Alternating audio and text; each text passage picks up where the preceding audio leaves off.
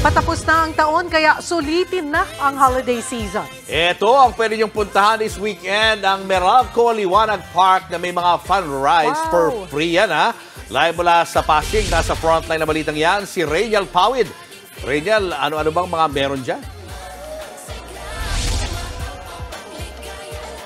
Julius, Cheryl, para nga sa mga kapatid natin na gusto pang mag-last hooray for the holiday, maaari kayong bumisita dito sa Meralco Liwanag Park. Highlight dito ang magarbong light display at free train ride na talaga namang aesthetic at swak for the gram. Malungkot ba ang inyong Pasko? Huwag na itong paabutin ng 2024 at subukang bisitahin ang mini park na ito sa Pasig City. Pagpasok pa lang, tiyak mapapasabi ka na agad na may liwanag ang buhay dahil literal na kumukuti-kutitap ang paligid.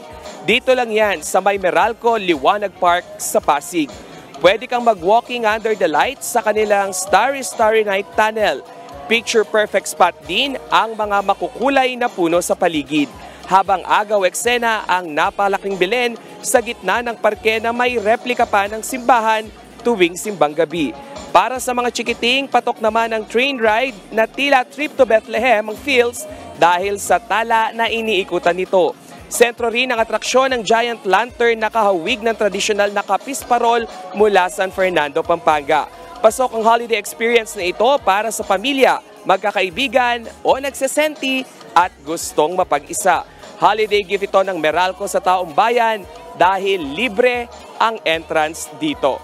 Julius, sa ngayon ay marami na yung tao dito sa ating paligid. No? Simula alas 6, kaninang gabi ay dumagsana nga itong ating mga kapatid. So sa ngayon, doon pa sa mga gustong magkaroon ng goodbye sa 2023 at magandang hello sa 2024. Ano pang hinihintay nyo? Pumunta na dito sa Pasig dahil dito truly may liwanag ang buhay. Balik sa inyo dyan, Julius.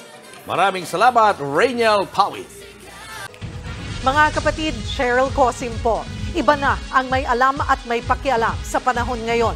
Para sa tuloy-tuloy na balitaan sa Frontline, mag-follow at mag-subscribe sa social media pages ng News 5.